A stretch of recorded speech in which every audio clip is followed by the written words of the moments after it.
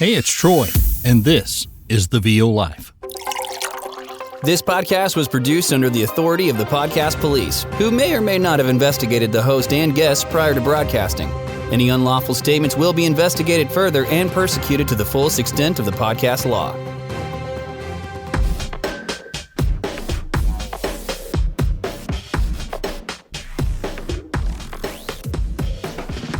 Today we're talking about some startup products. And if you're new to VO, maybe you haven't even set up your space yet. And let me again say, as I've said in hundreds of episodes, or at least 20 of them, get your space ready kind of first. Then you can start practicing, and then you can up your game with your equipment as needed.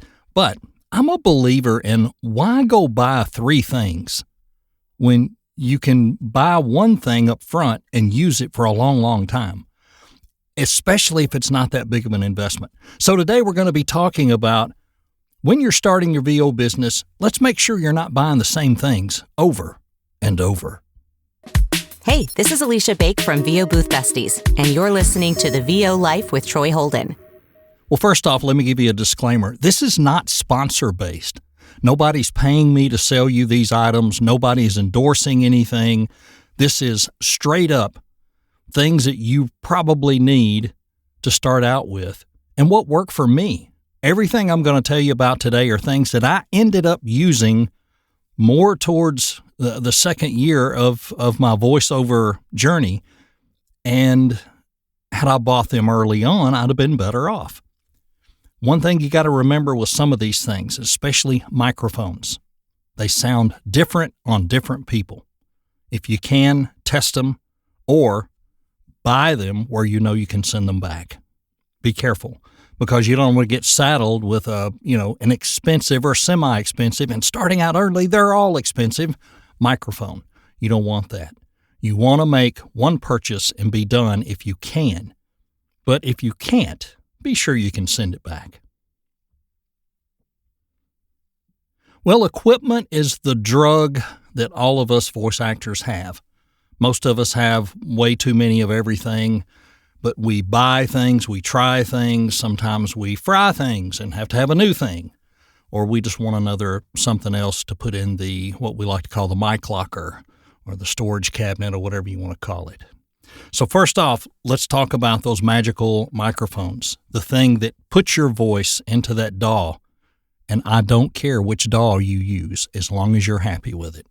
I use Adobe Audition. You use whatever you want. I started out with Audacity. I just not going to preach about DAWs. You just have to make MP3s. It's pretty easy. But let's talk about the mics really quick.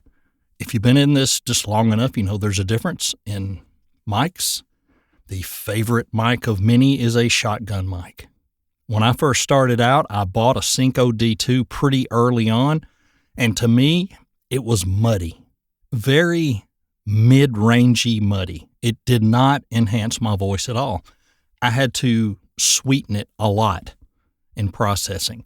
The goal with your mic and your setup is that you don't have to do anything to the tone and the sound. You're maybe only working on some mouth clicks or some noise, and maybe your floor is not where it needs to be, under your feet.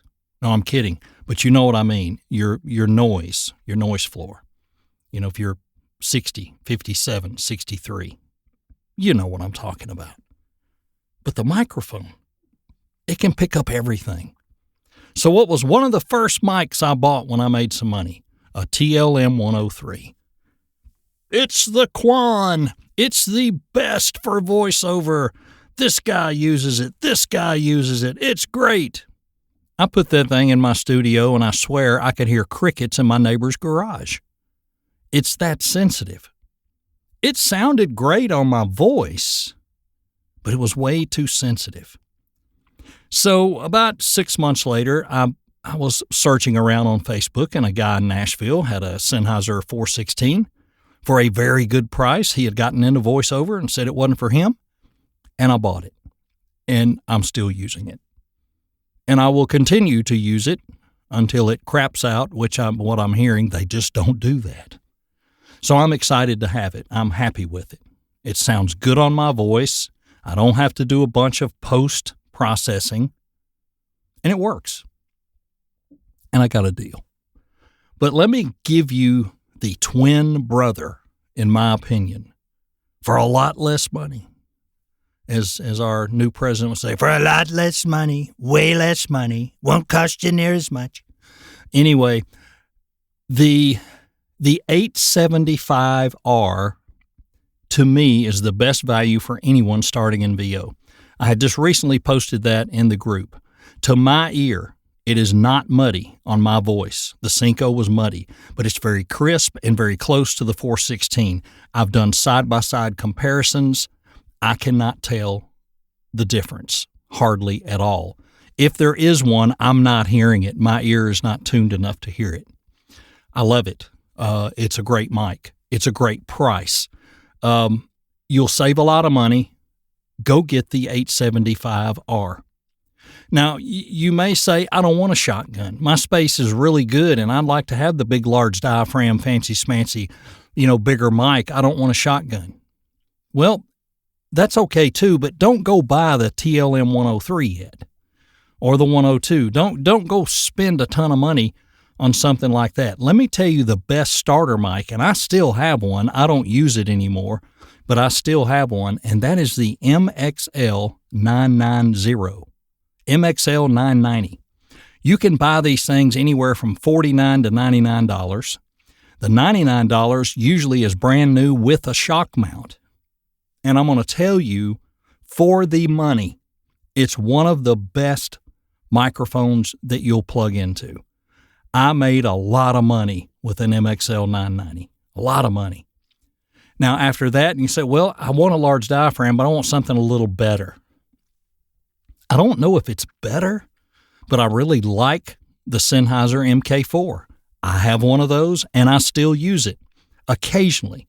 More for video game stuff, maybe, but I've gotten to the point where I can work this 416 and I don't have to pull out that MK4. This 416 will do everything I need to do. I've never had a complaint in a video game session when I run the 416. But I will say the MK4 is my next choice when I'm going to a second mic, because it almost sounds like my shotgun, but I can do different things with it as far as moving off axis or getting more intimate with the mic. But I have learned to adjust my volume with a 416 where I can rise and fall, where I can do the yelling scenes, where I can do all of that with my 416. But the MK4, around $400 for the mic and mount. And hey, for all of this stuff, or as much of it as I can, I'll put links in the show notes. If you'll go into the show notes, you'll see the links. There they are, to go look at this stuff. And it's just about all Amazon links. I am not an Amazon affiliate.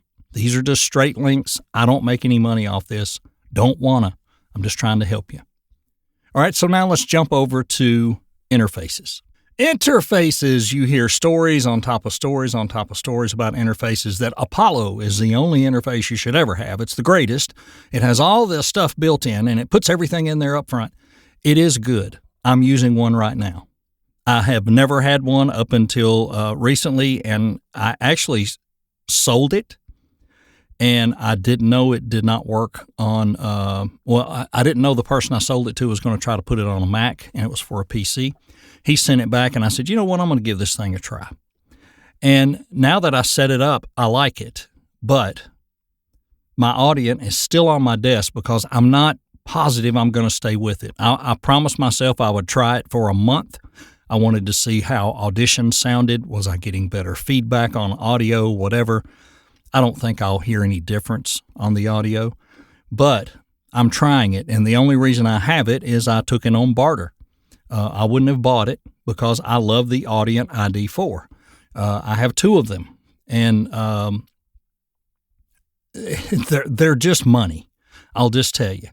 All right, so let me get back to the whole ball of wax on interfaces, because I'm going to get ahead of myself if I don't slow down. The Audient ID4 has one of the quietest preamps on the market. I think it is equivalent to or better than the Apollo as far as the quietness, where I can run the gain and the noise floor be good, and I don't have any preamp noise or hum or anything. Now, I started with another interface, and I gifted that to my very good friend, Jake Sanders, who is still using it. He uses it daily, and he just booked a national spot with it.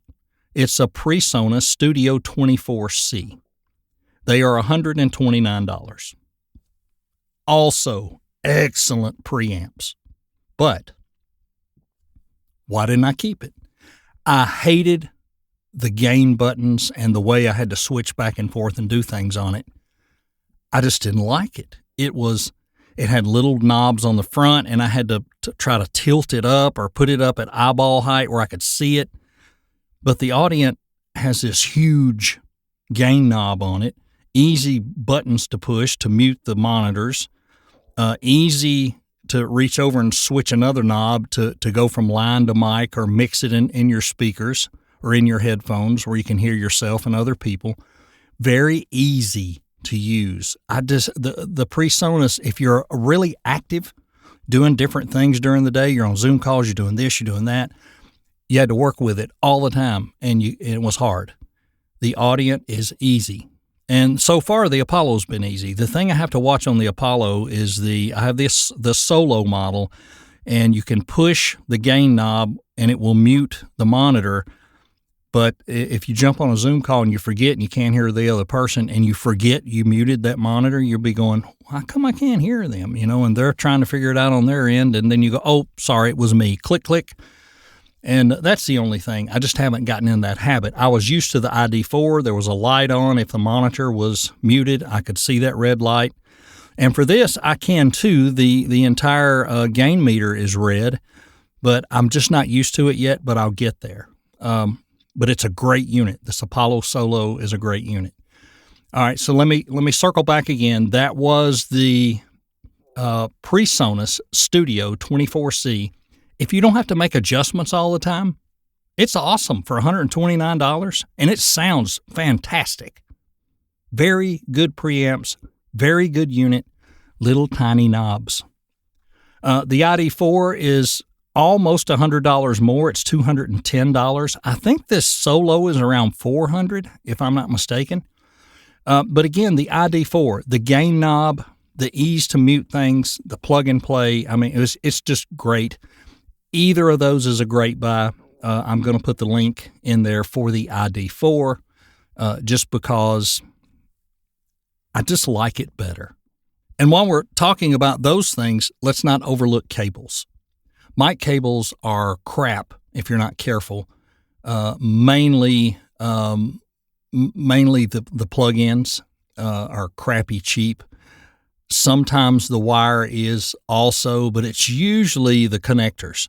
So where do you get ones that are great? Well, Megami is the best, the Megami Golds. You can buy those, Sweetwater, Amazon, wherever. If you want to buy Megami. Do it. If you'd like to get the exact same thing for less money, go to Amazon or wherever and get World's Best Cables brand. They make a Pro brand, which is the same as the Megami Gold, or a World's Best Cables regular, which is dang good enough for your studio, most likely. These are the same cable, same quality, less money. The same components go into the Megami that go into the WBC Pro version, and the regular WBC just has a little more lightweight cable, but you still get the same connectors, and that is very important. Mine are 3 years old that are in my booth. I've never had a problem. I've never had a glitch, a hum. I unplug them pretty often and switch things around. Never had a problem with a frayed cable, nothing. I went through, I don't know how many cables my first 2 years because I had a big bag of mic cables back when I was a musician, and they were I probably went and bought the cheapest, longest ones I could, and I had 50-foot cables and whatever everywhere, 25-foot ones. I also recommend get them short. Use the 6-inch or 6 foot in your booth if you can. And buy two, get a second one maybe for travel if you travel much and want to have a second one, or keep it as a backup. You should never not have a backup of pretty much everything. I have at least four. I have 4 interfaces here in the house. And, if something goes out, I got another one. And if something goes out, I got another one. I have extra cables for everything except my monitors because I have 2 pair of headphones. I can use my headphones to get me by until I get more cables. But be sure you have backups. You need a backup interface. You need backup. You need a backup mic, sadly. And that's why as you buy more equipment, retire that other one as to your backup because you've used it and it worked. It made money, right? Save it. And let me roll over into your cables and say also, don't cheap out on your PC cables, especially your HDMI cables. Use good cables. You just won't have to replace them. And, a lot of people maybe don't mind buying a bargain sack at Amazon where they're $2 a piece. But, if I'm looking at the difference in $2 and $12, I'm buying the $12 cable because I want it to last. I don't want to replace it. I don't like getting in behind stuff with flashlights and hooking it up again. Spend the money. It'll be worth it. Now, let's get into some other stuff that's not as important but can be.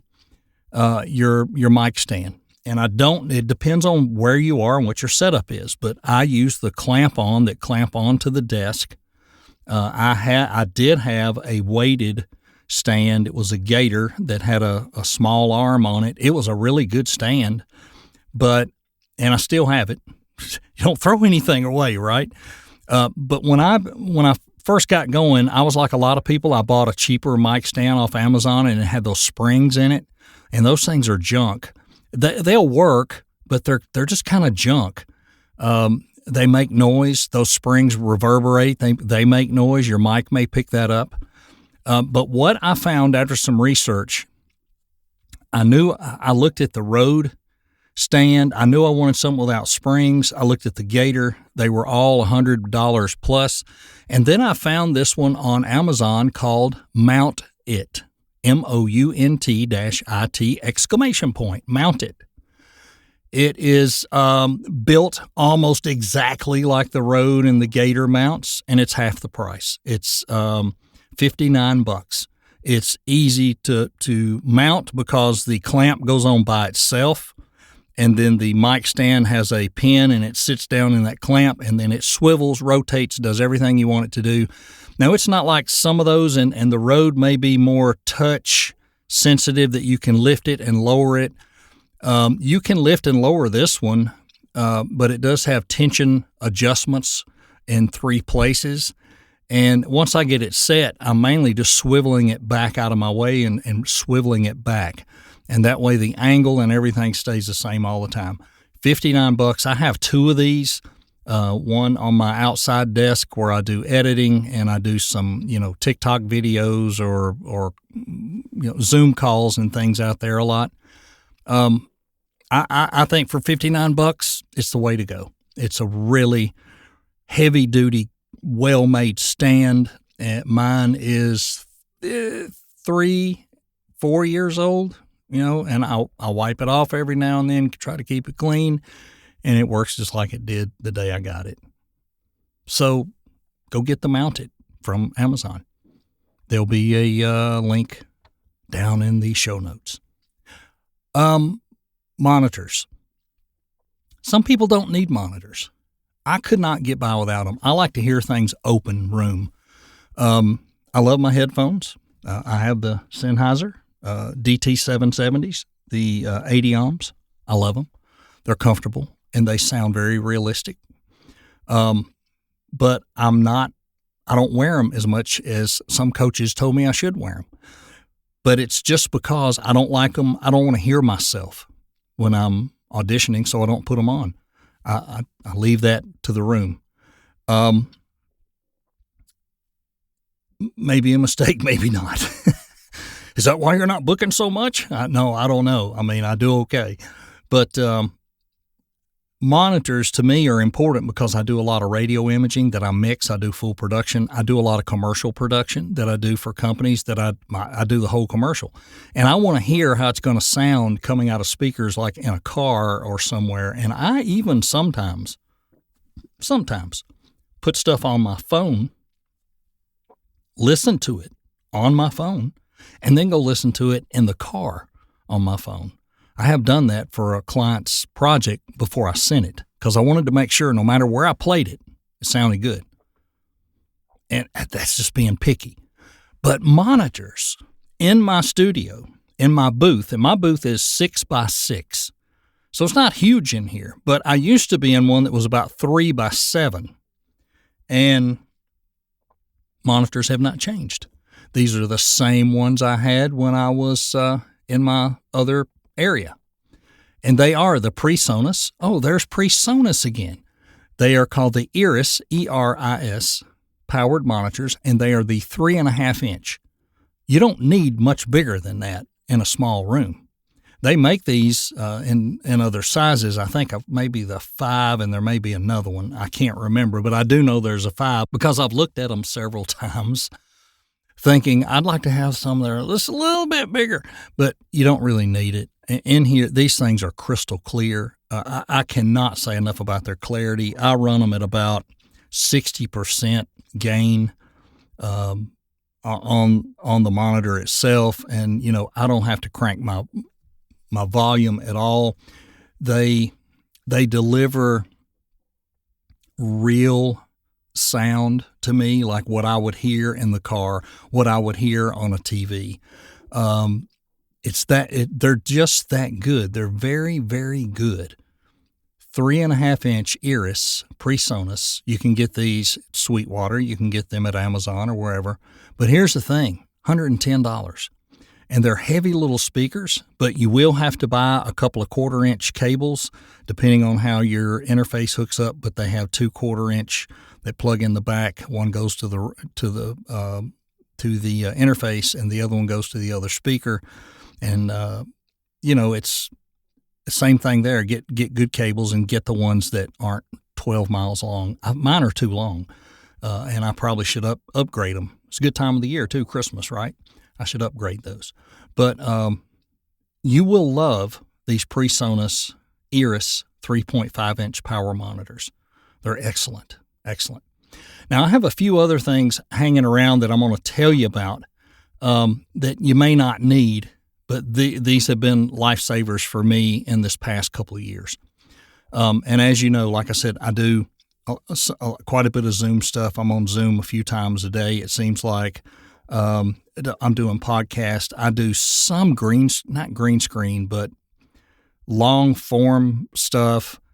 But I do some live stuff, where I got to have decent lighting or I got to have this, that, and the other. So here's some of the things that I've done to help me in my booth to cut down on cable traffic, to cut down on lighting issues, etc. I have an Anker, A-N-K-E-R. It's a 10-port USB hub, and that's on my desk. That keeps me from running cables out of the booth over to the PC or to the back of the PC or having this outside the booth, and I can control what's plugged up in here. My dongles, like for my keyboard and mouse, are in here. That feeds right back to the PC. Things like that. It makes it a lot easier. I bought a cheaper one when I first started out. It may only had 5 ports. I don't know what it did. It wasn't powered. This one is powered. It just saves a lot of hassle. And I think it's around $40, but like I said, I had a cheaper one. It caused me a lot of issues. I did not put a link in there for this. It was just something I kind of thought of, but it's the Anker, A-N-K-E-R, 10-port USB hub. And it's somewhere right around $40. If you look on Amazon, you'll find it. I also bought a Furman power conditioner. Furman, SS6B. It is only $35, but there are power conditioners priced up to $500. And I studied it, and I looked at it, and I said, look, I'm just going to plug my PC into it. That's it. I just wanted to make sure that anything that ran through my PC was not picking up the house's electrical buzz. And this thing does the job. I was having issues, and once I started using this, it stopped. I would get a hum in my monitors sometime, or I'd get a hum in my headphones, and all of that went away with this power conditioner. And like I said, they come in all prices and types, but the Furman SS6B, about $35. There will be a link in here. Check it out. It was worth it for me, and it works. And somebody may say, there's no way that thing could work for $35. It works. If you do any videos much, or you're on Zoom much, and you'll notice this when you're in workshops and stuff, some people, boy, you see their face up there and it's all so nice and it looks like a professional, whatever.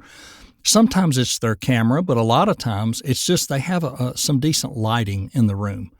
And one of the things I ran into was I wanted my desk to have lighting, but I didn't want it to be bright in my studio. So I have a light that is very similar to the Elgato lights that are very expensive, well over $100 each, I think. And I looked at those and I almost bought just one. And I said, well, you know what? Here's some right here. It says they're comparable and they're $39. Let me try this one. I ended up ordering a second one because it really did a good job. The brand is Wilisi. It is spelled Weilisi.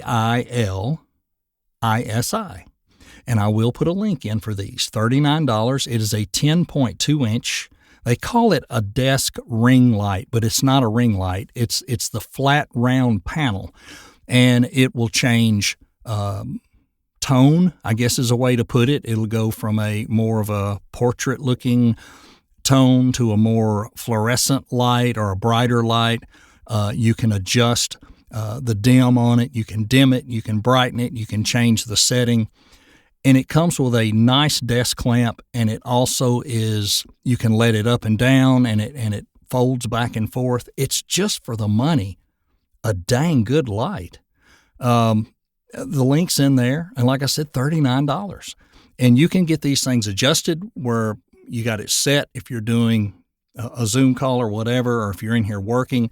And I've got just enough light in here to see my desk if I need to write something down. It doesn't blind me looking at my computer.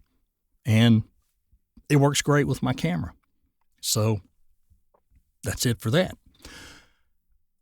If you do, like I said, any video stuff, get a couple of these. You know, $39. Get one. Just put one on your desk and put it right up behind the middle of your PC. One will do the trick.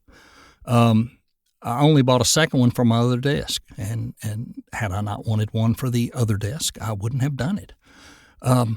Yeah, it's just great. You don't really have to have two. Just have one and have it centered at you. And, you know, I've got some backlighting anyway, and it works great. Is there more?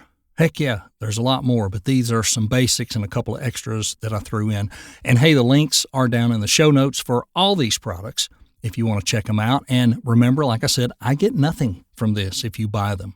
I'm telling you, I use them because it's good stuff, it's reasonable stuff, and it works for me.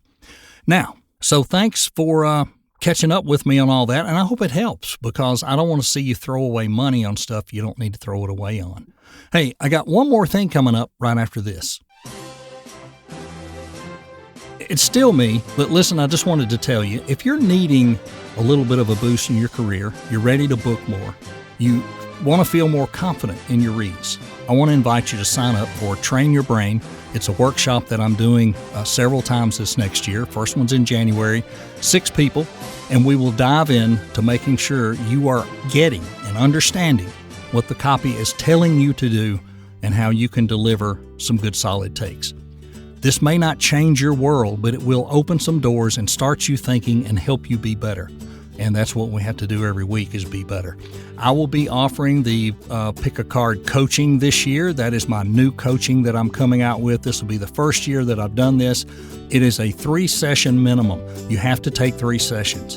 And I will help you develop a method where you can make good choices in your auditions that will help you choose and execute a good read. And if you've never been privately coached before, this is a great place to start. It's a great starter package. I'm also offering a 30-minute evaluation for new talent where you read for me and we'll talk about your natural sound and evaluate where you should go from there, or I may tell you this ain't for you. I'm going to be straight with you. You can also get a free 15-minute consult on my website if you just want to ask a few questions about the business. And look, I'm going to tell you, it's not easy out there, but if you have the talent, determination, and the time and patience, that's number one. It takes time, years, not weeks. If you have that patience to persevere and learn and grow in this very competitive business, we'll figure that out. Well, reach out and schedule time with me and we'll talk about it. I won't steer you wrong. And if you're past startup coaching, you've already been coaching, I can recommend some awesome coaches that I think you should talk to next that have done wonders for what I do. So be watching for that in the VO Life group, or come check on my website from time to time, TroyHoldenVoices.com, and be sure and sign up. I'd love to work with you. All right, enough of that. It's very uncomfortable for me to start doing this, but I know it's time. Hey, I hope this episode helps you not waste money. Don't do what I did, end up with all this stuff you don't need, because you either have to give it away or put it in the closet if it doesn't work for you. And remember, not every mic's for every voice, and your space may not allow that TLM 103, but start slow, invest in you more than you invest in stuff, and you'll see that it leads to a good place. I'm Troy Holden. Hey, I hope to see you next time right here on the VO Life.